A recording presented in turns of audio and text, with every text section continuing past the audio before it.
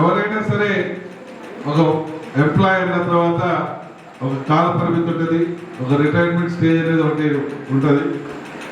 సరే ఎట్టకేలకు దగ్గర 30 సంవత్సరాలు ఆయన సర్వీస్ పీరియడ్ అంతా కూడా ఎంతో మందితోటి ఎంతో ఉన్నతమైనటువంటి వ్యక్తులతో పంచుకొని కొన్ని వేల లక్షల మంది విద్యార్థులను తీర్చిదిద్దే దాంట్లో ఆయన కూడా ఒక భాగస్వామిగా పనిచేసినందుకు మనమందరం ప్రత్యేకంగా అభినందించాలి.